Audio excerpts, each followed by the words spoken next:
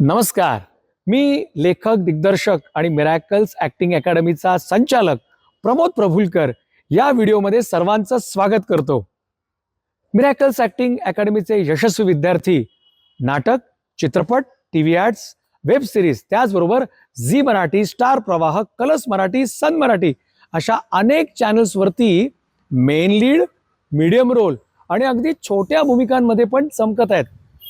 जसे की मेन लीडमध्ये ऋता दुर्गुळे, किरण गायकवाड, शिवानी बावकर, गिरिजा प्रभू, स्वर्धा ठिगळे, निखिल चव्हाण, निष्ठा वैद्य, दीपकार पारकर, आराध्य लवाटे, प्रियांका देशमुख, रौनक शिंदे, पूर्णिमा डे, विपुल साळुंके, शाश्वती पिंपळीकर, अनया पिंगळे, सुखदा बोरकर, तनिष्का विशे, मंगेश दळवी यासारखे अनेक विद्यार्थी गेल्या 23 वर्षांमध्ये नाट्य चित्रपटसृष्टीत आपलं नाव दिमाखाने चमकवत मिरॅकल्स अकॅडमीचा झेंडा उंचावत आहे. होय, तुम्हालाही शक्य आहे. आमच्याकडे शिक्षणाची, वयाची, दिसण्याची, अनुभवाची अट नाही. डोंट वरी. 8 वर्षाच्या मुलामुलीपासून ते अगदी 80-85 वर्षांच्या आजी आजोबांपर्यंत विद्यार्थी आमच्याकडे शिकायला येतात. मी स्वतः आमचा अभ्यासक्रम इतका छान बनवला आहे की आमच्याकडे आलेल्या विद्यार्थ्याला आम्ही ॲक्टर म्हणून घडवतोच. आणि नाट्य चित्रपटसृष्टीचा इतक्या वर्षांचा संपर्क असल्यामुळे आम्ही त्यांना ऑडिशन्सला पाठवतो. आणि जे विद्यार्थी कष्ट करतात, मेहनत करतात, त्यांना नक्कीच मेन लीड किंवा मीडियम रोल किंवा अगदी छोटा रोलही मिळतोच. प्रख्यात निर्माते, दिग्दर्शक आणि अभिनेते सचिन पिळगावकर यांच्या नवरा माझा नवसाचा 1 आणि 2 या चित्रपटांमध्ये आमच्या असंख्य विद्यार्थ्यांनी काम केलेलं आहे. मी लिहून दिग्दर्शित केलेल्या गोडगुपित, नामदार मुख्यमंत्री गणप्या गावडे, फिनिक्स, सुंदर माझं घर आणि यूथ ट्यूब या चित्रपटांमध्ये मेन कलाकारांबरोबरच मिरॅकल्स ॲक्टिंग अकॅडमीच्या विद्यार्थ्यांनी अत्यंत आत्मविश्वासाने काम केलेलं आहे. यूट्यूब या चित्रपटामध्ये मिरॅकल्स अकॅडमीचे 300 विद्यार्थी चमकले होते. त्यात मुख्य भूमिकेमध्ये शिवानी बावकर ही आमची विद्यार्थिनी होती. मिरॅकल्स ॲक्टिंग अकॅडमीचे 6 महिने आणि 9 महिने म्हणजे 24 रविवार आणि 36 रविवार यांचे ॲक्टिंगचे कोर्सेस असतात. महाराष्ट्रामध्ये आमच्या दादर, ठाणे, पनवेल, बोरिवली, विरार, कोथरूड, चिंचवड, कोल्हापूर, नाशिक, सोलापूर इत्यादी ठिकाणी शाखा आहेत. माझ्यासह आमचे सर्व शिक्षक तुम्हाला अत्यंत प्रेमाने हसत खेळत शिकवतात आणि ॲक्टर म्हणून घडवतात आणि नाट्य, चित्रपट, वेब सिरीज, टीव्ही ॲड्स यामध्ये कलाकार म्हणून चमकण्याची संधी प्रदान करतात. मिरॅकल्स ॲक्टिंग अकॅडमीमध्ये ॲक्टर, ॲक्ट्रेसेस, लेखक, दिग्दर्शक, निर्माते येऊन आमच्या विद्यार्थ्यांना मार्गदर्शन करतात. आज कोण मार्गदर्शन करते पाहूया का? चला तर.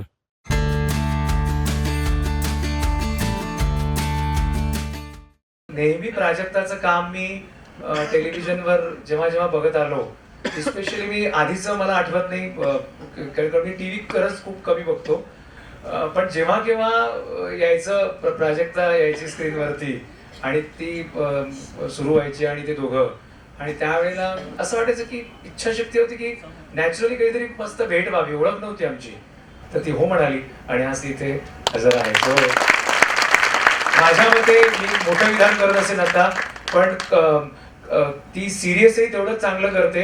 मला काम करायला तिच्यावर नक्की नंतर आहे काही डोक्यामध्ये, नंतर शेअर करेन तिला.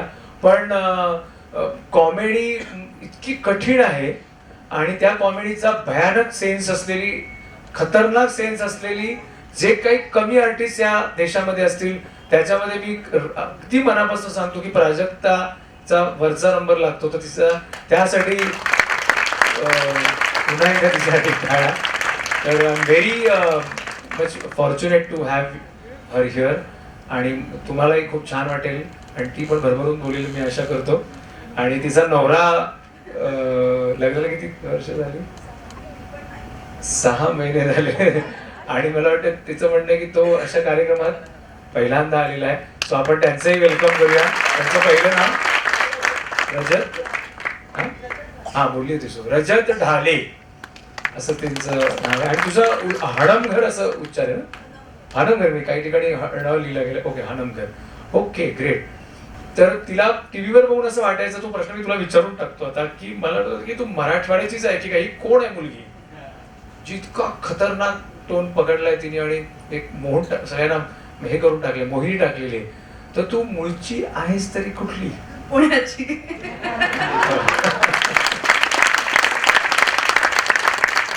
तर मला आता हे आपल्याला काही सर्टिफिकेट्स मिळतात, आधार कार्ड, तसं आता मला करून घ्यायला लागणार आहे पुण्याचं, कारण ते खरं वाटत नाही. मला खूप सांगायला अभिमान वाटतो, म्हणजे आपण खूप वर्ष काम करतो आणि त्या बदल्यात आपल्याला काहीतरी मिळतं. तर मला मिळालेली गोष्ट म्हणजे मला आत्ता मराठवाड्याची मानसकन्या म्हणतात. मला असं वाटतं इतका मोठा गौरव, म्हणजे मला कुठलं प्राईज मिळालं असतं तरी इतका आनंद झाला नसता पडला जितकं मराठवाड्यातल्या लोकांनी मला भरभरून दिलंय. योगेश मराठवाड्याचा आहे, शिरसाट, जो माझ्या बरोबर काम करतो बुलेट ट्रेन मध्ये. तर आमचं पहिल्या एपिसोडला असं झालं की तो तसं बोलत होता आणि रिहर्सलला मी आपोआप तशी बोलायला लागले आणि मला असं वाटलंच नाही की मी असं पहिल्यांदा बोलते.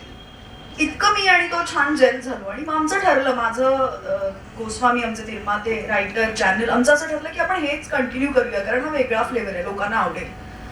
आणि मग तो इतका आवडायला लागला की मला आठवतं एकदा काही रायटर्सच्या हट्टांनी आम्ही नॉर्मल आता मी जशी बोलते तसा एक एपिसोड केला, तर तो चाललाच नाही, माहितीये का, म्हणजे तो दाखवला नाही चॅनलवाल्यांनी. इतकं ते समीकरण झालं आम्ही आणि मराठवाड्याची भाषा. मला ना मराठवाड्यातून आता कुठून लोक फोन नंबर मिळवतात हे मला अजूनही पडलेलं कोड आहे, मला माहित नाही. पण मला मराठवाड्यातून एक फोन आला होता एका काकांचा, माझी मुलगी जत्रेत हरवली लहानपणी आणि ती नक्की तू आहेस. मी म्हटलं या पुण्यात माझ्या आई वडिलांना विचारा आणि घेऊन जा. इतके छान अनुभव मला त्या भाषेने दिले. पण तू पुण्याची आहेस म्हटल्यानंतर गाडीवर तू असं म्हणलं की तू मुंबईला पण नंतर गेली. नाही, मी born and brought up Mumbai आहे, माझं नेटिव्ह पुणे आहे. सो माझे आई वडील नोकरी निमित्ताने ते दोघं मुंबईत होते, त्यामुळे माझी जन्मवाढ मुंबईत झालेली आहे. पण माझी बाकी रेस्ट ऑफ सगळी फॅमिली पुण्यात होती. सगळ्या कल्चरल गोष्टी, सण, तमकं सगळं आमचं पुण्यात व्हायचं, त्यामुळे दोन्ही शहरांशी तितकंच असोसिएशन होतं. पण तुझी शाळा कुठली होती? माझी शारदाश्रम विद्या मंदिर, सचिन तेंडुलकरची शाळा.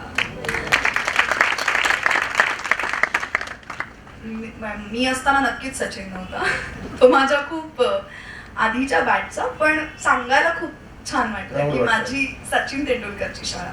आणि आमच्या शाळेत सचिनसाठी एक स्पेशल रूम केलेली आहे, तिथे त्याच्या सगळ्या गोष्टी मांडलेल्या आहेत आणि त्याची सगळ्या आठवणी आणि असं सगळं केलेलं आहे. शारदाश्रम ही not suppose to be for नाटक आणि असं काही नव्हतं, असं रियाज असं कॉलेज? नाही, आमच्याकडे ना प्रमोद गॅदरिंग्स होतात ना दरवर्षी, तशा आमच्याकडे नाट्य स्पर्धा व्हायच्या प्रॉपर शारदाश्रमला.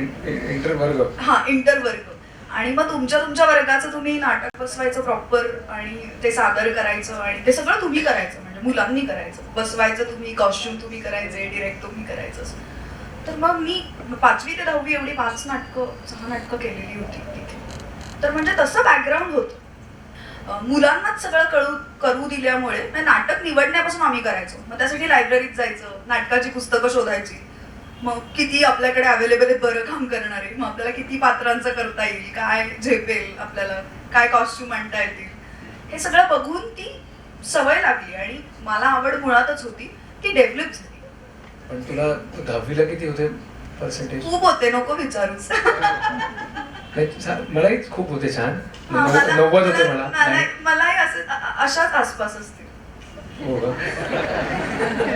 पण मी काही मार्क ओरिएंटेड कधीच नव्हते, म्हणजे मला 10वीलाही बरे पडणार असं वाटलं, आता हे काही वेगळं चूज करायला नाही ना सांगणार घरातले. मला नक्की आर्ट्सला जायचं होतं. माझं असं होतं की तितक्यात मार्क मिळाले तर बरं आहे. थोडे असंही नको की कमी फार. हा, पण असंही नको की अरे बापरे आता हे सायन्स बियन्सला सांगतील की काय, कारण रिझल्ट पाहिल्यावर सगळ्यांचं तेच म्हणणं होतं, ही आर्ट्सला जाणार. तर मला ते दडपण नको होतं, पण ते ठीक आहे, म्हणजे मी मॅनेज केलं. मी फायनली आर्ट्सलाच ऍडमिशन. ओके. पण आई बाबा काय करायचं तुझं?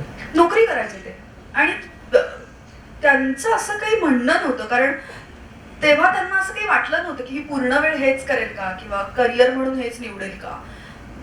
त्यांना ही खात्री होती जे करेल ते बरं करेल.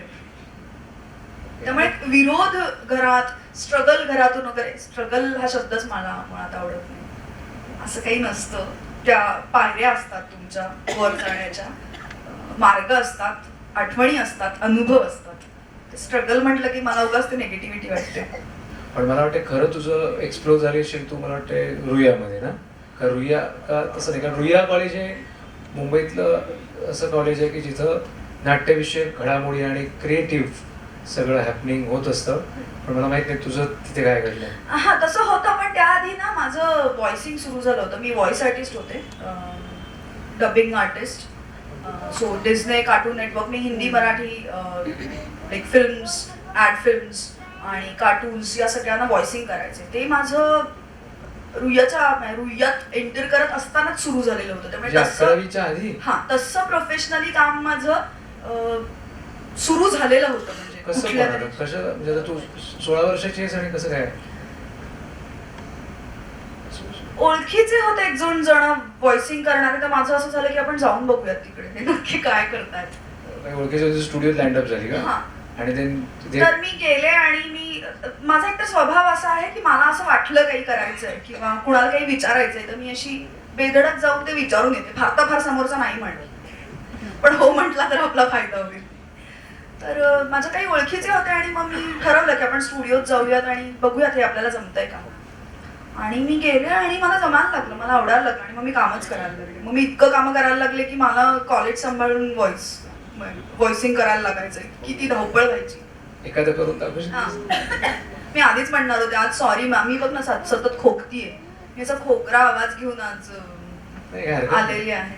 पण कार्टून्सला तर खूप वर्ष झाली. तुम्हाला करीनाची एक बोरोप्लसची ऍड होती, ती नाचते पुढे आणि त्याचा हिंदी मराठी ओरिया ओरिसी असं 4 लँग्वेज मध्ये व्हॉइस माझा होता. तर ती जेव्हा पुढे येते आणि ती अशी बोरोप्लसची बॉटल हलवते आणि म्हणते बोरोप्लस प्रिकल हेड पावडर बस 10 सेकंड में आराम. तो जो आवाज होता तो माझा होता. किंवा सानिया मिर्झाची टाटा टीची ऍड होती, त्याचा हिंदी मराठी व्हॉइस माझा होता. फेअरग्लोचे ऑलमोस्ट सगळ्या ऍडचे व्हॉइस माझे होते. असं बरंच काम मी व्हॉइसिंग मध्ये केलं.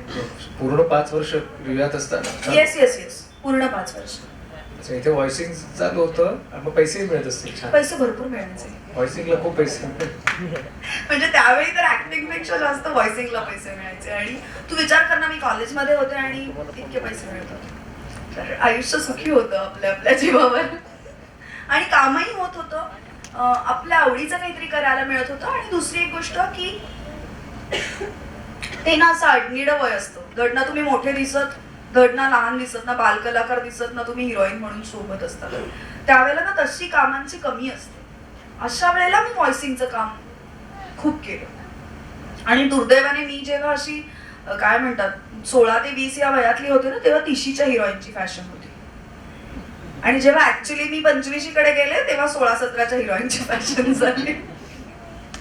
रुईयात नाटक केलं की नाही केलं? रुईयात एकांकिका केल्या. रुईयात सगळ्या वर्षी मी एकांकिका केल्या, सगळ्या वर्षी मी बक्षिसं मिळवली, खूप स्पर्धांमध्ये भाग घेतला, अभ्यास केला, सगळं केलं. काय तो किती कुठल्या जरा सांगशील का डिटेल?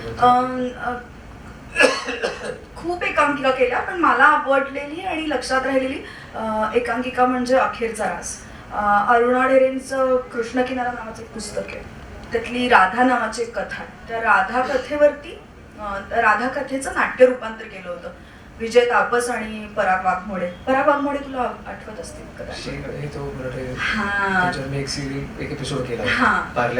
एक्झॅक्टली. हा, तर त्यांनी ते डिरेक्ट केलं होतं आणि नाट्य रूपांतर पण केलं होतं. तर त्या एकांकिकेत मी काम केलं होतं आणि त्या वर्षीची सगळी बक्षिसं मला मिळालीच होती. पण आनंदाची गोष्ट की मला त्या वर्षी अरुणा ढेरेंना भेटायला मिळालं होतं आणि त्यांनी कौतुक केलं होतं, त्यांच्या कानावर गेलं होतं की अशी एक मुलगी ही कथा सादर करते एकांकिकेतून. तर मला असं वाटतं की ती एकांकिका असं म्हटल्यावर माझ्या डोळ्यासमोर येणारी एकांकिका म्हणजे अखेरचा रास माझी आवडते. ओके. आणि व्हॉइसिंग चालू आहे, हे चालू आहे सगळं, आणि ते करत असताना तिथे तुझं काही ऑडिशन हा प्रकार तेव्हा इन होता का तेवढा? की होता. पण मग तेव्हा तू देत होते मी. यू आर नॉट कन्फर्म की तुला पुढे? नाही, मला नक्की ऍक्टिंग करायची होती, देत होते मी ऑडिशन. पण आता जितका असा सुळसुळाट आहे ऑडिशनचा ना, आता जरा जास्त आहे, तितका नव्हता. पण मला कोणी सांगितलं किंवा मला कुठून कळलं की इथे आहे ऑडिशन वगैरे तर मी जाऊन देऊन यायचे बिनधास्त. मला असं वाटतं दिल्या पाहिजे, आपल्यालाही चेक करायला मिळतं की तिथे गेल्यावर ऐकायला आपल्यासमोर एक पेपर आल्यावर आपल्याला कसं जमतंय ते, किती इन्व्हॉल्वमेंटने आपण करतोय, 10 मिनिटात आपण त्याच्या बाबतीत काय काय विचार करू शकतो, मग आपल्याला अननोन लोकांसमोर जाऊन आपण ते कसं प्रेझेंट करू शकतोय. मला असं वाटतं की उलट फ्री आहे हे आपल्याला तपासण्यासाठी ऑडिशनला जाणं, तर जावं ऑडिशनला. आतापर्यंत पूर्ण करिअरमध्ये किती ऑडिशन्स दिले असेल? नाही, मी फार नाही दिल्या. मला ना लकीली एका कामातून दुसरं काम, दुसऱ्या कामातून तिसरं काम मिळत गेलं आपण, त्यामुळे तशा कमी दिल्या. ऍडच्या मी भरपूर दिल्या. नंतर मला कंटाळायला लागल्या तेव्हा मला ऍड मिळायला लागल्या. जेव्हा मी ठरवलं की मी आता ऍडच्या ऑडिशन नाही देणार बाबा, जाऊन काही होत नाही, तेव्हा मिळाली मला ऍड. म्हणजे ही जी मी घडीची ऍड केली आहे ही ऑडिशन तर मी बुलेट ट्रेनच्या सेटवरून शूट करून पाठवली. मी म्हटलं मी नाही आता अंधेरीपर्यंत येणार, मी शूट करते. तर ते म्हणाले चालेल तुम्ही सेटवरून शूट करून पाठवा. आणि मी म्हटलं ठीक आहे, आपण ऍडचं ऑडिशन देत राहायचं, लक्षात नाही ठेवायचं. आणि अचानक 8 दिवसांनी त्यांचा फोन आला की आपण फळाची अपेक्षा करू नका, भगवद्गीता. पण खरं आहे, अचानक 8 दिवसांनी त्यांचा फोन आला, प्रमोद की आपण ऍड करतोय तुमच्या बरोबर, मराठी व्हर्जन तुम्ही करता. म्हटलं ठीक आहे. आणि मग मी गेले ऍडच्या शूटला आणि मग माझं ते मराठीतली ऍड पटकन शूट झाली. मग त्यांच्यात काहीतरी बोलचाल झाली आणि मग ते डिरेक्टर माझ्याकडे आले आणि ते म्हणाले तुला हिंदीत करायला पण आवडेल का, आज वेळ आहे का तुझ्याकडे. मी म्हटलं हो करूयात ना. मग मी हिंदीतली ऍड पण मीच शूट केली. मग त्यांची पोस्टर शूट हे सुद्धा मीच केलं. तर हे तिन्ही आमचं काही ठरलेलं नव्हतं, हे त्या दिवशी ठरलं. ओके. तू पण पहिलं काम मग तुझं, नाही मला एक तो वेगळा प्रश्न विचारायचा, तुझे 4ही भाषांवरती तुझं प्रभुत्व आहे, पटकन कॅच करतेस भाषा, तुम्ही 4 लँग्वेजेस मध्ये करायची. That's what is the secret of that? It's a born secret. Born मला बॉर्नही असेल आणि ना थोडं माझ्या आईवडिलांनी डेव्हलप केलंय मला असं वाटतं. म्हणजे मी ना 3.5-4 वर्षाची असल्यापासून पाठांतराच्या काही परीक्षा असतात, पाठांतराच्या काही स्पर्धा असतात स्टेट लेवलच्या, नॅशनल लेवलच्या.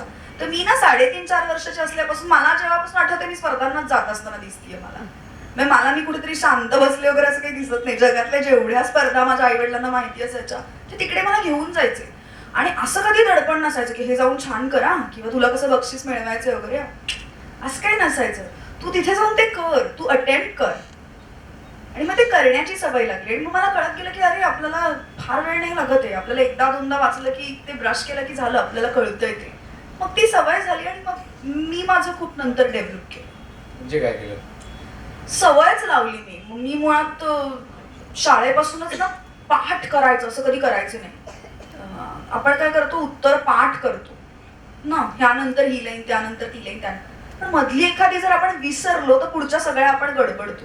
माझं ठरलेलं असायचं आपण समजून घ्यायचं, ह्यात एकंदरीत काय म्हणायचंय ह्याला ते समजून घ्यायचंय आणि मग आपल्या वाक्यात लिहून काढायचंय. ह्याची इतकी सवय लागली की मला नाही पाठांतराचं अगदीच. म्हणजे तू सेटवर आलास तरी मी तुला कधी स्क्रिप्ट घेऊन बसलेले दिसणार नाही. किंवा मी कायम सांगते शेवटी स्क्रिप्ट द्या मला.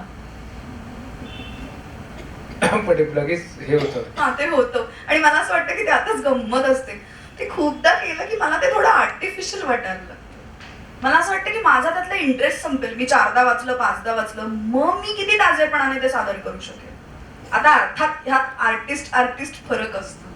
काही आर्टिस्ट खूप रिहर्सलचे असतात, त्यांना त्यातल्या जागा काढायला आवडतात आणि मग ते करायला आवडतं. तीही पद्धत योग्यच आहे. माझी पद्धत ही आहे की तुम्ही वाचल्यानंतर तुम्हाला इमिजिएट यातून काय वाटतं ते केलं तर ते जास्त पोहोचतं, ते जास्त खरं वाटतं, ते जास्त रिलेट होतं असं मला वाटतं. ओके. अजून जसे सुचेल तसे प्रश्न विचारतो तुला. तू जे प्रसन्न सतत असते, जे काही सातत्याने, जे आय डोंट नो, पण स्माइलिंग आहेस आणि 24 तास मॅडम अशाच असतात का? टाली साहेब, मला पहिल्यांदा स्कोप मिळाला की समोर काही विचारायला आहे स्कोप मला. 24 तास she is like always. What is the secret of every time? काही आम्ही लो फेजेस असतीलही, पण मला वाटत तरी नाही तसं आहे. पण असतात का लो फेजेस आतल्या तरी असतात का? You always? नाही, माझं एक ठरलंय आपण छान राहायचं. कारण मला हे फार लवकर कळलंय की बदल ही एकमेव गोष्ट आहे जी स्थिर आहे. तर ते होत राहणार, ते आपल्या आजूबाजूला होत राहणार, ते माणसांमध्ये होत राहणार, ते गरजांमध्ये होत राहणार, ते आपल्याला मिळत असलेल्या गोष्टींमध्ये होत राहणार. मग ह्या सगळ्यात प्रॉमिनंट काय होत तर आपण आहोत. आपण छान असेल तर सगळं आपोआप मिळणार. त्यामुळे मी मला दुःखी नाही म्हणत. हे तत्वज्ञान तुझं स्वतःच आहे का? माझं आहे. म्हणजे मला का रोज येतात ना मेसेजेस येतात छान छान त्याच्या गुड मॉर्निंग मध्ये रोज सगळे काय नाही, छान असतात. माझं आहे. पण मला ना आठवतं, माझी आई नेहमी सांगते की तू बाळ असताना पण कधी रडत उठणारं बाळ नव्हतीस, किरकिर करणारं बाळ नव्हतीस. तर मला असं वाटतं की काही गोष्टी त्या आलेल्या आहेत आणि काही मी डेव्हलप केल्यात अगेन. म्हणजे मी रेकी करते, मी प्रेयर थेरपी करते, मी अफर्मेशन थेरपी करते. प्रेयर थेरपी ह्या सगळ्या गोष्टी अल्टरनेटिव्ह मेडिसिन मध्ये येतात. प्रेयर थेरपी सांगशील का? रेकी माहिती असतं काय लोकांना, पण प्रेयर थेरपी म्हणजे त्या गोष्टींसाठी काही प्रार्थना असतात. आणि प्रार्थना म्हणजे काय, शेवटी तर चांगले शब्द नाही का, पॉझिटिव्ह शब्द. तर अशा काही प्रार्थना असतात, त्यांचा अभ्यास मी केलेला आहे आणि त्यामुळे मला असं वाटतं सोपं असतं सगळं. म्हणजे होतात गोष्टी. पेशन्स, वेळ लागणारा, किंवा ह्या गोष्टी घडणार किंवा नाही घडणार, किंवा कोणाच्या बाबतीत किती घडणार हे कोणीच सांगू शकत नाही. पण आहे त्या परिस्थितीत छान राहणं खरंच आपल्या हातात असतं. फार कोलमडून पडावं आणि दुःख व्हावं अशी वेळ सगळ्यांवर येते. मी कधीतरी अशी होत असेल, पण ना ते फार वेळ नाही टिकत. मी 5-10 मिनिटं रडले की मला बोर व्हायला लागतं कुठल्याही गोष्टीमुळे. मला असं वाटतं की का रडतोय आपण, ह्याच्यापेक्षा मार्ग शोधू ना हा वेळ घालवण्यापेक्षा. मला रडणं, चिंता करत राहणं, विचार करत राहणं आणि गॉसिपिंग करणं ह्या सगळ्या वेळ घालवणाऱ्या गोष्टी वाटतात, ह्या मी टाळते. मिस्टर त्याच्या अपोजिट आहे का? तो इतका गोड मिळालाय, तो फार तुमच्यावर प्रश्न नाही विचारता. नाही, तो इतका गोड मिळालाय मला. माझी मम्मा म्हणते की तू काय वर लेटर लिहिलं होतंस का, एक मेन्यू दिला होतास की असा मुलगा पाठवा. कारण मी ना आधी म्हणायचे की तो असा असायला पाहिजे, तो असा असायला पाहिजे, तो असा असायला पाहिजे. तेव्हा हा माझ्या आयुष्यात नव्हता, पण हा अगदी तसाच आहे जसं मी सतत म्हणायचे. प्रार्थना केली हो. तर ह्याला जेव्हा पहिल्यांदा माझ्या मम्माने पाहिलं तेव्हा ती आत येऊन म्हणाली, अगं किती तसाच आहे तू म्हणायची तसा. तर मला असं वाटतं विलपार वर्क करते. आम्ही दोघं कॉन्ट्रास्ट आहोत, त्यामुळे असं वाटतं आम्ही अट्रॅक्ट झालोय. तो खूप शांत, संयत, मितभाषी, मी खूप बडबडी, खूप एक्सप्रेसिव्ह. तो खूप इंट्रोवर्ट, मी खूप एक्स्ट्रोवर्ट.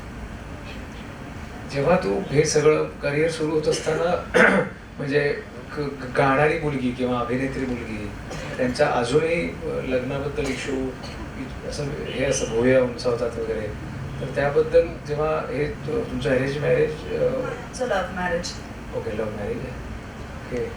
तुला असं काही तुझं खूपच पॉझिटिव्ह असल्यामुळे प्रश्न आता नाही, मला नाही वाटायचं. मला असं वाटायचं एवढ्या जणींसाठी मुलगा असतो, काही ते काहीच करत नाही तरी त्यांच्यासाठी मुलगा असतो.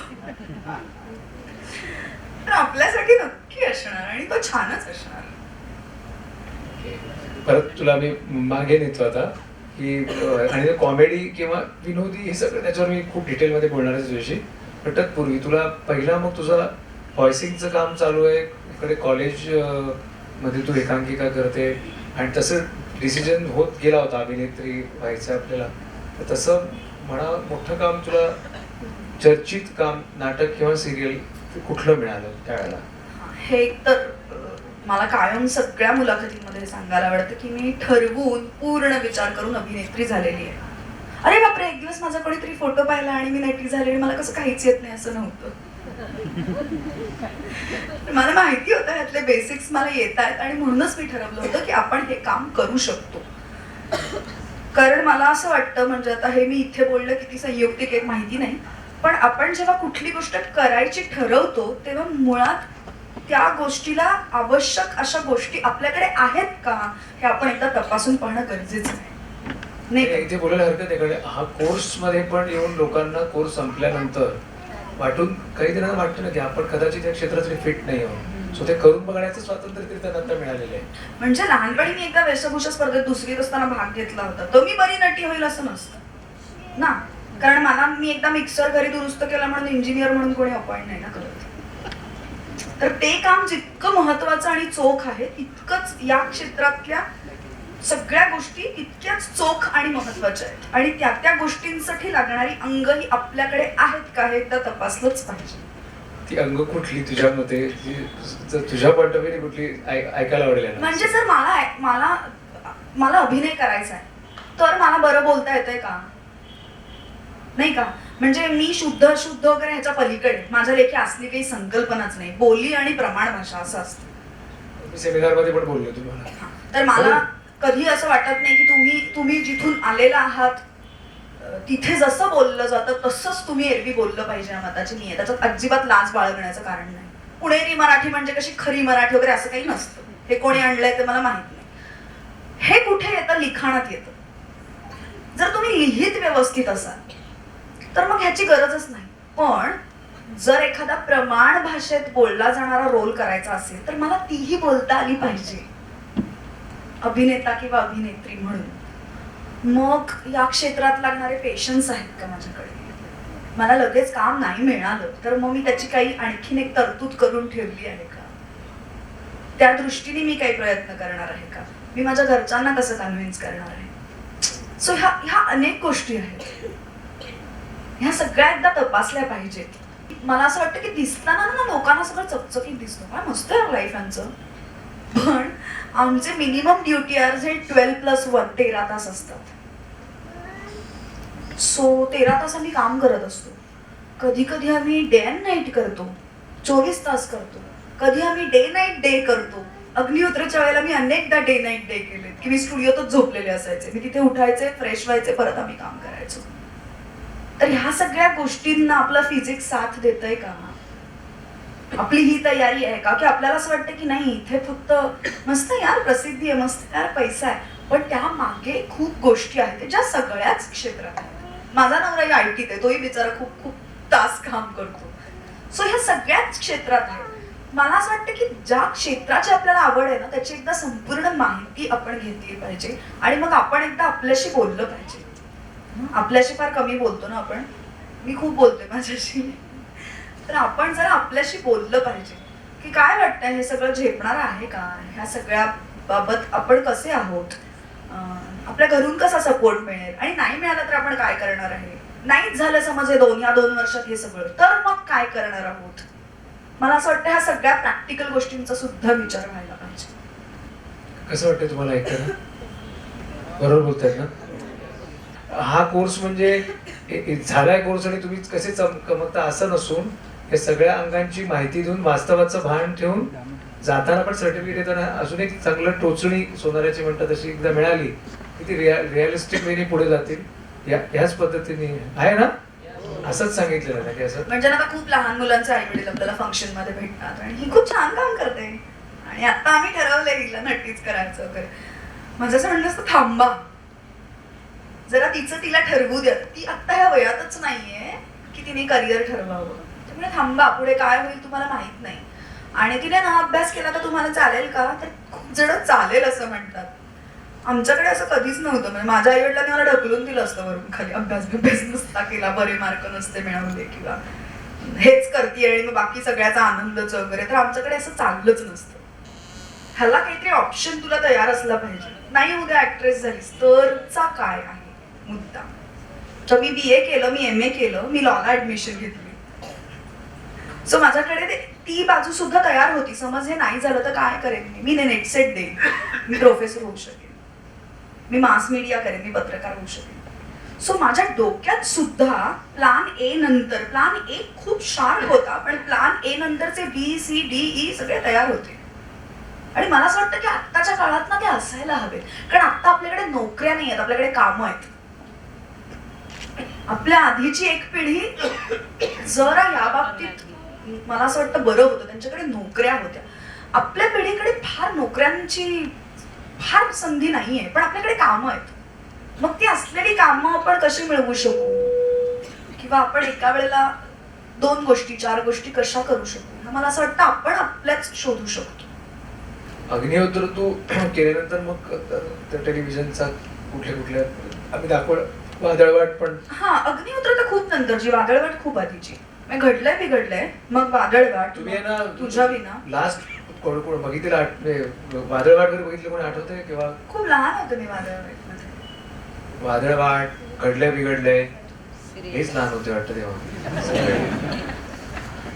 घडलंय बिघडलंय नंतर वादळवाट, मग तुझ्या विना, मग त्यानंतर मध्ये आणखीन सिरियल, मग हे काय म्हणतात अग्निहोत्र. हो पण नंतर खऱ्या अर्थाने पब्लिसिटी जी तुला मिळाली ती हा अग्निहोत्र नाही मिळाली, कारण अग्निहोत्र तशी खूप TRP वाईज चालणारी सिरियल होती त्यावेळेला, काय म्हणतात धरलेली सिरियल होती, त्यामुळे खूप फायदा झाला. आणि तशी मी बिचारी आहे, माझ्या वयाचे रोल कमी मिळाले मला.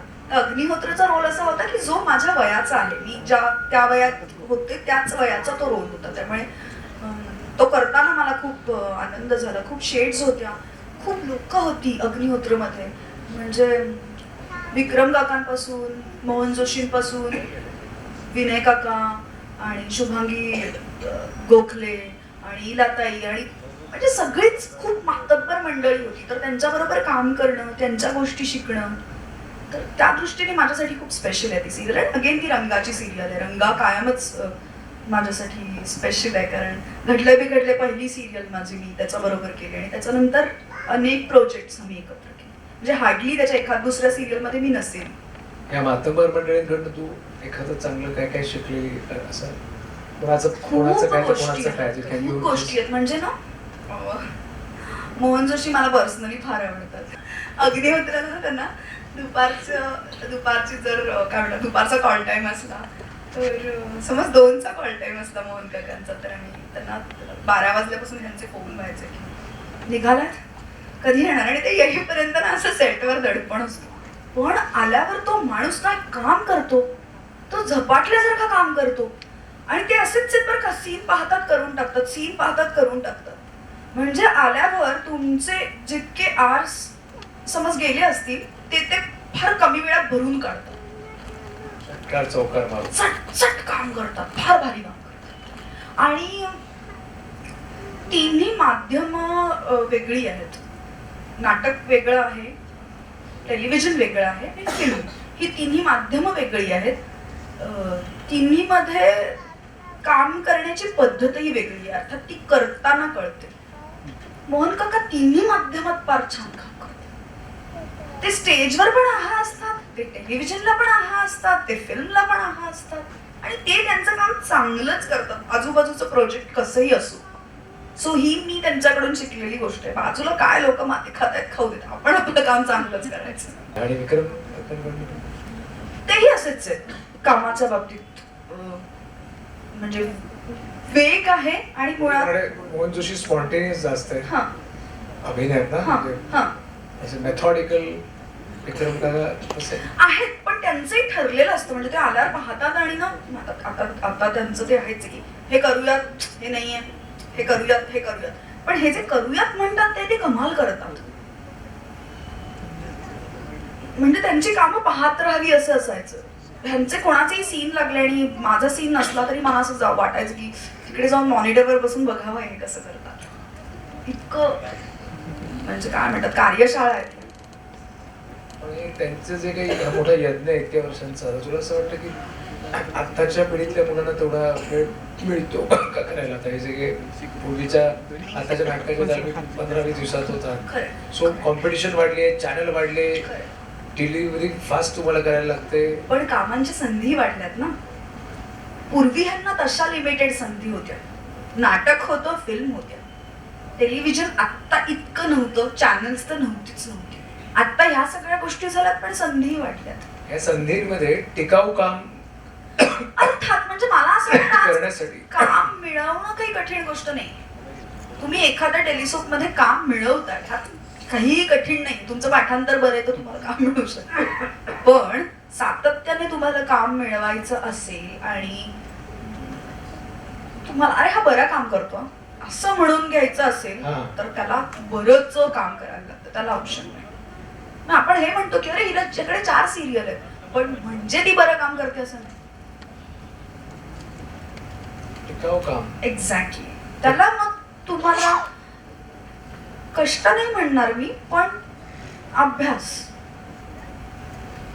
तू काय करत असते त्यासाठी? पहिलं तशी तू लक्षात राहिली आमच्या. मी ना स्वतःला स्पंज म्हणते, बऱ्या गोष्टी ठेवून देते, वाईट गोष्टी फेकून देते.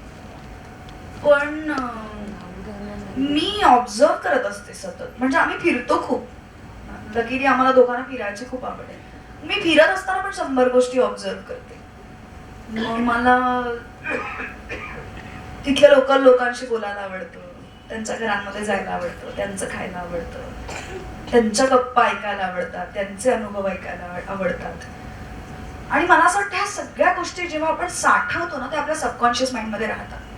मग त्या पद्धतीचं जेव्हा आपण काम करतो तेव्हा आपोआप त्या गोष्टी आठवतात. तर ह्या म्हणजे मी काय म्हणते, कायम झिरपण्यासाठी मुळात आत काहीतरी असावं लागतं. तुम्ही तेवढे सतत सावधान असलं पाहिजे. आपल्याला कुठून काय शिकायला मिळते, आपल्याला कुठे काय पाहायला मिळते. म्हणजे मी फिल्मला गेले की मला सगळं बघायला आवडतं, मला ऍक्टिंग पण पाहायला आवडते, मला मागचे पडदे पण पाहायला आवडतात. सो इतकी तुमची इन्व्हॉल्वमेंट त्या माध्यमात असायला. कमिंग बॅक टू आता तुझं 4x4च्या वडेवर हे जे काय म्हणतात, सॉरी कॉमेडीची बुलेट ट्रेन कॉमेडी, तर काय तुम्ही कसं रिहर्सल करायचा किंवा स्क्रिप्ट आल्यानंतर तुमचं इम्प्रोव्हायझेशन किती, लेखकाची वाक्य किती, एका रात्रीत काय म्हणजे कधी 2 दिवस आधी करायचं, सकाळी आलेलं ते जरा डिटेलमध्ये सांग ना मला. बुलेटची गंमत आहे. म्हणजे बुलेट ज्या वेळेला माझ्याकडे आलं त्यावेळेला मी ठरवलं होतं आता बस झाली कॉमेडी, आता आपण काहीतरी वेगळं करूयात. म्हणून मी पटकन त्यांना हो म्हटलं नव्हतं. मग आमचे 2 फोन झाले, 3 फोन झाले. सचिन गोस्वामी आणि सचिन मोटे असे निर्माते होते. त्यातले सचिन मोटे रायटर होते आणि सचिन गोस्वामी दिग्दर्शक होते. मग 2-3दा आमचं बोलणं झाल्यानंतर मला एक तर कॉम्पिटिशन करायची नव्हती. हुबैकू सारखी कोणीतरी एलिमिनेट होतंय आणि काहीतरी प्रेशर आहे तुमच्यावर, असं काही करायचं नव्हतं.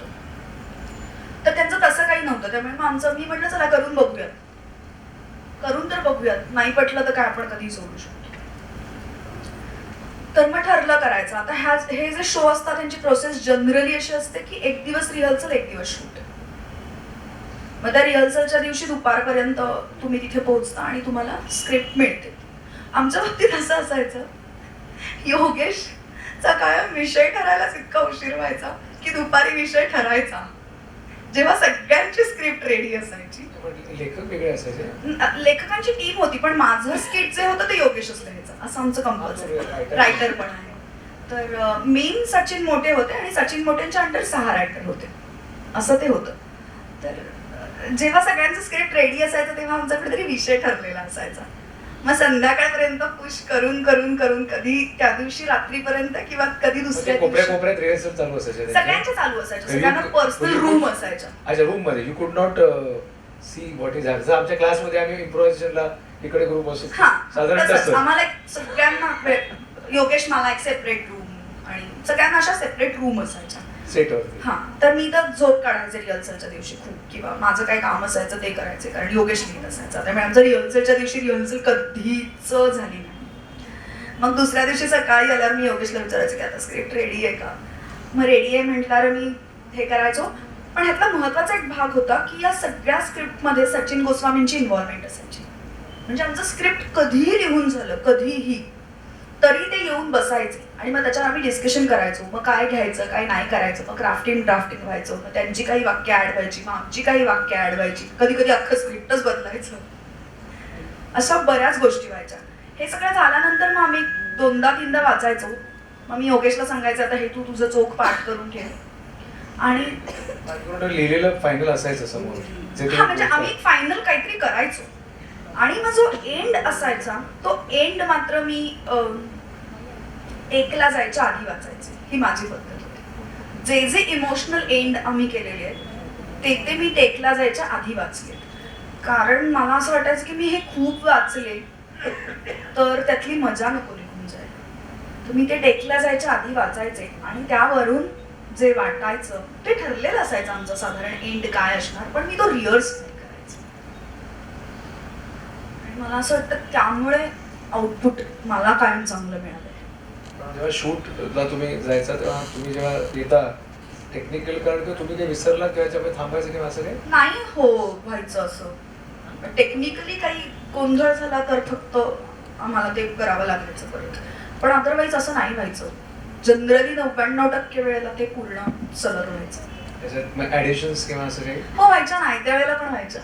ती एक वेगळी गंमत असते. आता ही तुम्हाला काम करून करूनच येते की समोरच्याने जर आयत्या वेळेला एखादं वाक्य टाकलं तर अरे हा माझा क्यू पॉईंट नव्हता असं नाही तुम्ही म्हणू शकत, कारण प्रेक्षकांना ते माहित नसतं. मग त्या दृष्टीने एकतर तुमचं काउंटर वाक्य तुमच्या डोक्यात लगेच तयार व्हायला पाहिजे, किंवा तुमचं क्यूच्या वाक्याला त्या वाक्याशी कसं जोडायचं हे तुम्हाला माहिती असलं पाहिजे. पण हे काम करून करूनच येतं. असं बऱ्याच वेळा झालंय. असं होतं, बऱ्याचदा होतं आमच्यात. पण आमच्यात ना आता मला डोळ्यांनी कळतं की आता योगेश पुढचं वाक्य वेगळं घेणार आहे. इतके जेल पण अजून एक यांच्या दृष्टीने प्रश्न विचारतो की आता समजा तुझा पद्धत आहे की जास्त रिहर्सल करायचं, पण एखादा डायरेक्टर आलाच असा तर मी करते. मग तो हाऊ यू मोल्ड युअरसेल्फ, नाही म्हणाला असंच मास्तर असतात किंवा हा तर मी करते. मी जरा माझंही पटवायचं सांगते त्याला की ऐकलंच नाही त्यांनी त्या डायरेक्टरने, असं नाही झालं आतापर्यंत. झालं आता करेन मी, पण मी आधी समजवते की मी सगळ्या रिहर्सल अशा पूर्ण एनर्जीने वगैरे नाही करत. मी जरा हाफ हार्टेडली करते. तुझा जास्त अभ्यास जो झाला तो म्हणजे कुठल्या नाटकावर जास्त झालाय का तुझ्या कुठल्या ह्याच्यामुळे तू इतकं डिलिव्हर करू शकतेस? मी खूप पाहिलंय, मी खूप वाचलंय, मी लवकर वाचायला लागले. आणि माझ्या घरात ना खूप मला आठवतं तेव्हापासून घरात पुस्तकं दिसली. म्हणजे ट्रॉली बॅग असते ना आपली, आपण नेतो तेवढ्या बॅगा भरून पुस्तकं यायची मला सुट्टी लागली. तर मी खूप वाचले. मी कायम म्हणते की मी बालसाहित्य त्याच वेळात वाचले ज्या वेळात ते वाचायला पाहिजे. त्यामुळे मला ते बोर नाही वाटलं. जी स्टुडंट्स मात्र अजून तेवढे त्यांना खूप वाचायचं नाही, वाचलं पाहिजे. नाहीतर मग तुमच्याकडे शब्दसंग्रह कुठून येणार, तुमच्याकडे वाक्यरचना कुठून येणार, तुमच्याकडे आयडियाज कुठून येणार ना. अचानक एक दिवशी जादू नाही होणार. तर वाचलं पाहिजे. तर मी खूप वाचलंय. मला असं वाटतं त्या गोष्टीचा फायदा मला सगळीकडेच होतो. म्हणजे आता रात्री 3 वाजता उठून ऐक तुझी मुलाखत लावली आहे तर मी म्हणेन हो हो चला मेकअपला बसूया. हा इतक्या वर्षाच्या वाचनाचा फायदा आहे. मी खूप पाहते. मला वेळ असला की मी खूप फिल्म्स पाहते, मी खूप नाटकं पाहते, मी खूप लोकांच्या खूप गोष्टी आवर्जून पाहायला जाते. आम्ही कधी कधी एकाच दिवशी 3 फिल्म पण पाहतो. मला एखादी फिल्म आवडली तर एका आठवड्यात मी ती 5 वेळा पण पाहते. सो बघणं, वाचणं ना, पंचेंद्रिय त्याच्यासाठीच दिली आहेत ना आपल्याला, छान दिसावं म्हणून नाही दिली आहेत. विद्या बालन जशी म्हणते की मी आता जशी हेल्थी बेबी झाली आहे, तिला सुल्लू तुम्हाला म्हणाला यू बिलीव्ह इन दॅट की तुला असं वाटतं की आता मी परत खूप आता वेट लॉस करून. जाड बारीक म्हणजे सुंदर नाही, किंवा बारीक म्हणजे सुंदर नाही. तुमचं आतलं सौंदर्य एक असतं. मग ते तुम्ही जाड असा, तुम्ही काळे असा, तुम्ही कुरूप असा, हे सौंदर्य ह्या सगळ्याच्या पलीकडे जाऊन बाहेर येतं नाही का. म्हणूनच नंदिता दास सुंदर दिसते. रूढ अर्थाने ती सुंदर नाही.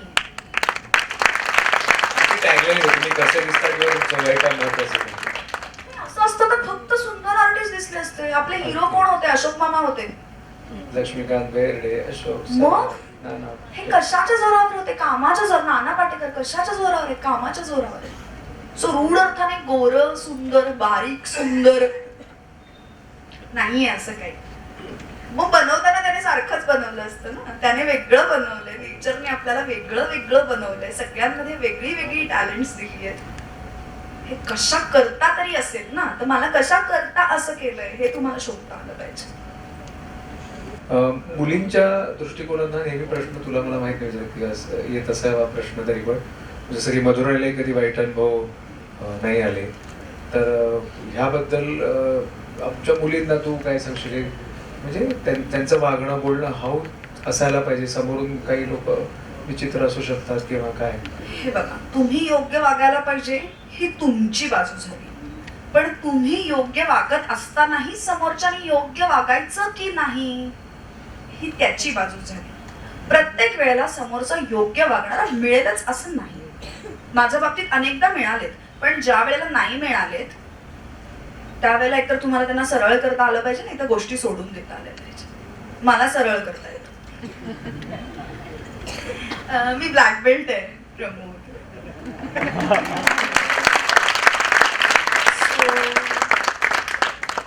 माझ्या आईने मला घातलं. मी हायपर ऍक्टिव्ह होते लहानपणी, सो माझ्या एनर्जीचं काय करायचं घरी आल्यावर. तिला प्रश्न पडायचा शाळेतून आल्यावर सतत काय द्यायचं हिला करायला. मग तिने कराटेला घातलं, कारण मग शाळेतून आल्यावर तिथे गेले की मी दमून येणार आणि मग तरी ही शांत होईल असं. त्यानेही झाले नाहीच, पण असं तिला वाटलं होतं. पण त्याचा मला एक वेगळा फायदा झाला की आपला एक कॉन्फिडन्स आला. मला नाही कशाची भीती, कुणाची आणि कशाची भीती वाटत नाही. त्यामुळे असे आले अनुभव तर मी अगदी व्यवस्थित ते हँडल करू शकतो.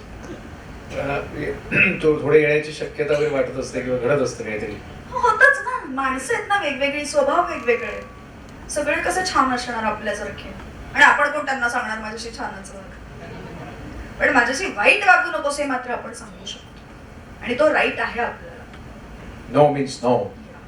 म्हणजे का सहन करायचं नाही का? अन्याय करणाऱ्यापेक्षा सहन करणारा जास्त मूर्ख. करूच नाही सर. ओके. तुझं राजकारण किंवा ओव्हरऑल याच्यात किती तुझा रस आहे? प्रचंड आहे. आहे का? प्रचंड आहे. मला माहिती असते सगळं. नाही, मला माहिती असते. मी माझे वडील जरी नोकरी करत असले, आई वडील, तरी त्यांची एक स्वतःची संस्था होती जी अनेक वर्ष काम करते मुलांसाठी आणि गरीब लोकांसाठी. आणि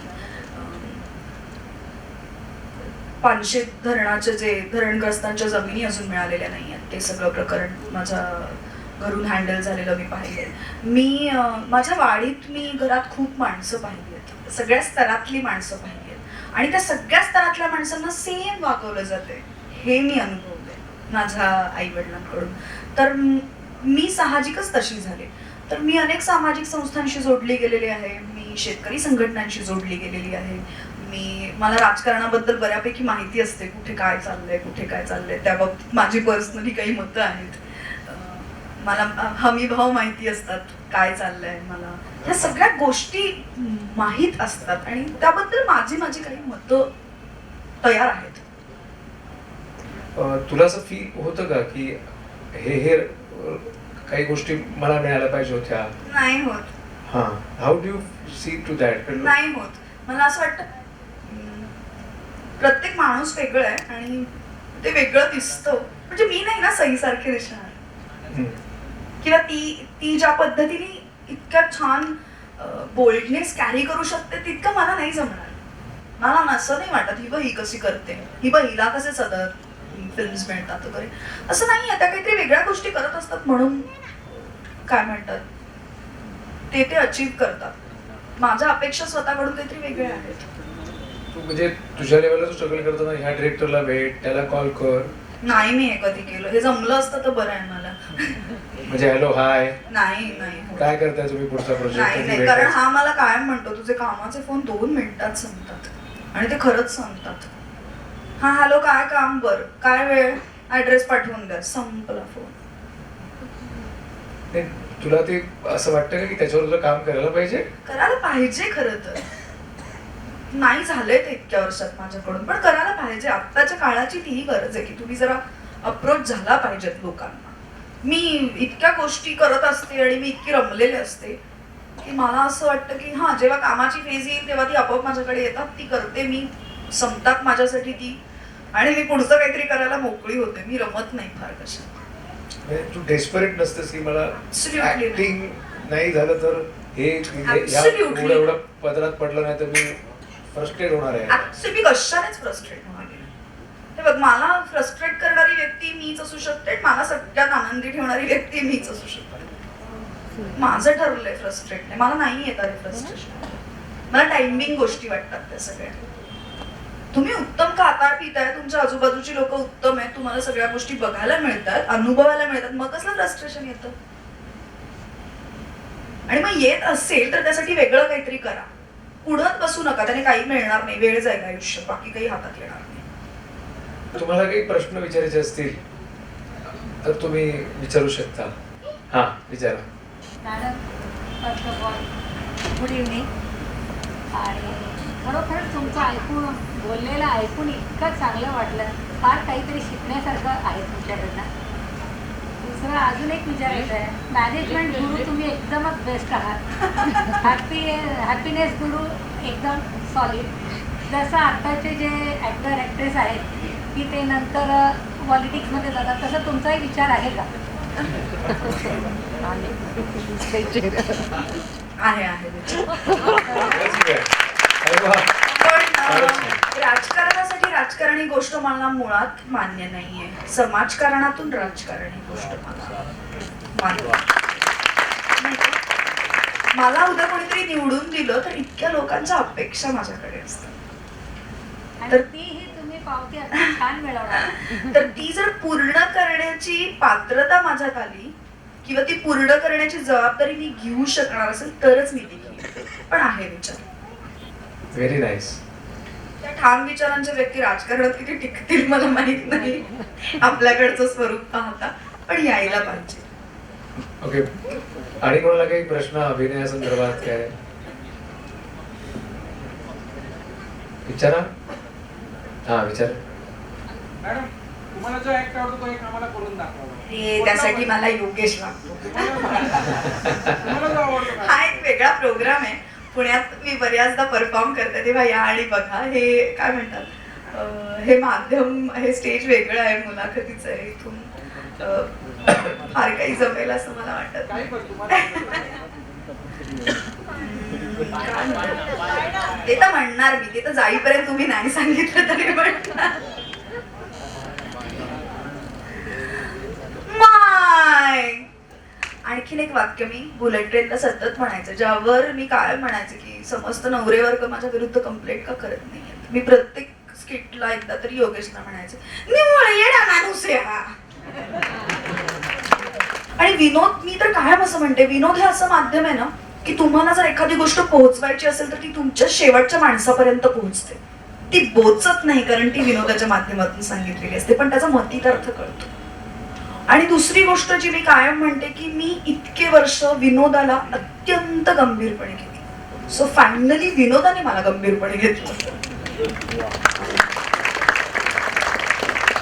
मी जेव्हा इंडस्ट्रीत आले, मी काय म्हणते, माझा बाप प्रोड्युसर नव्हता, त्यामुळे मला ऑप्शन नव्हते. मला हा रोल करायचा, तो रोल करायचा, हे ऑप्शनच नव्हते. माझ्याकडे हा ऑप्शन होता की मला जे काम मिळेल ते मी खूप चांगलं करेन, आणि ते खूप चांगलं करून कामातून कामं मिळत गेली. ग्रेट. जोरदार टाळ्या.